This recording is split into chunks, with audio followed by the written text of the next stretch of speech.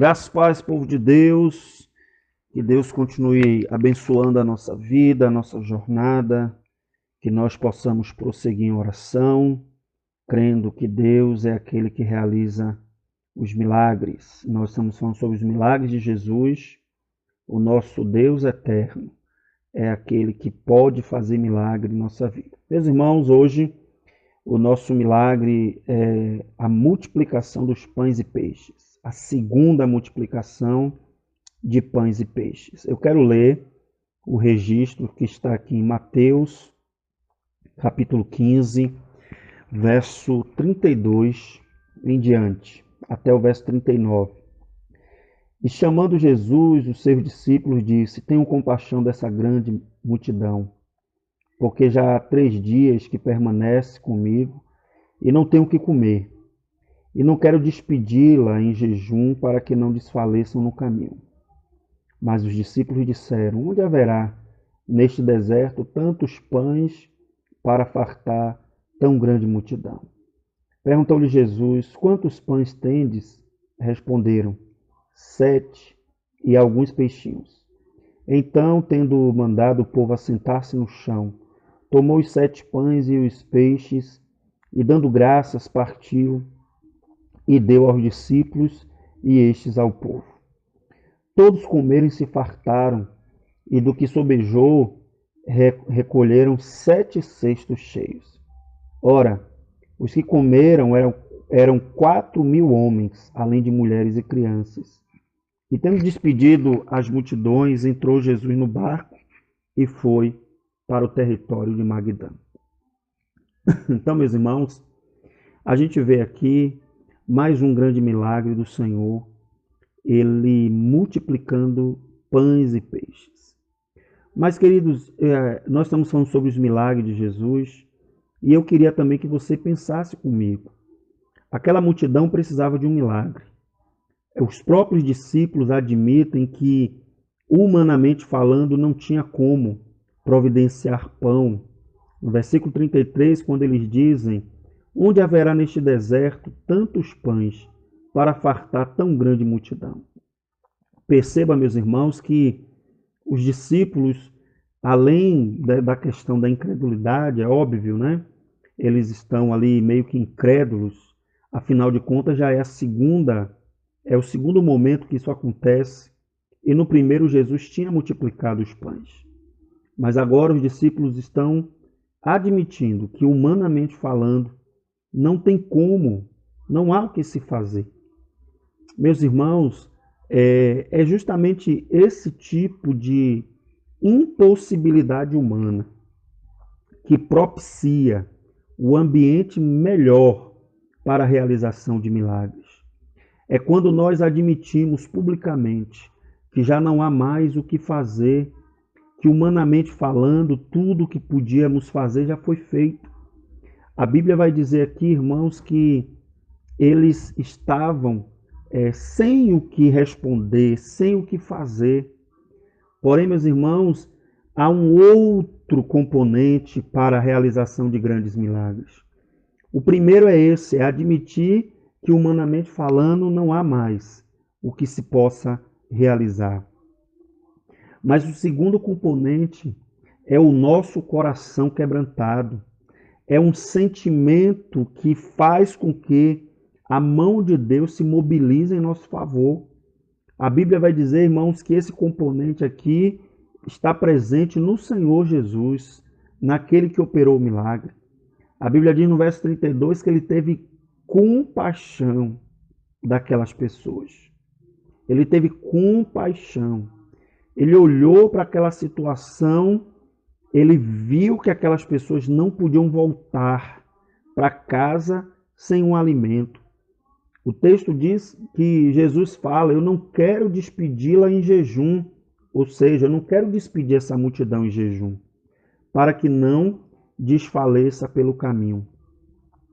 Irmãos, muitas pessoas estão precisando de um milagre.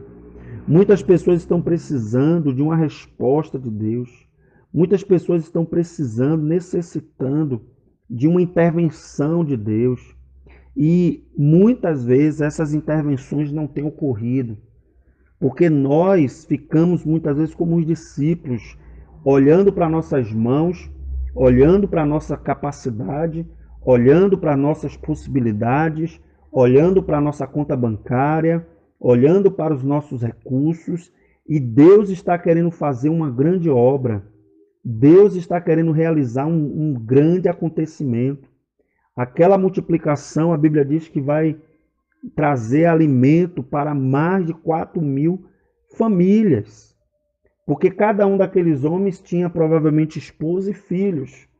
4.000 famílias foram alimentadas pelo poder de Deus, sem R$ 1 da igreja, sem R$ 1 dos crentes, que eram os discípulos de Jesus.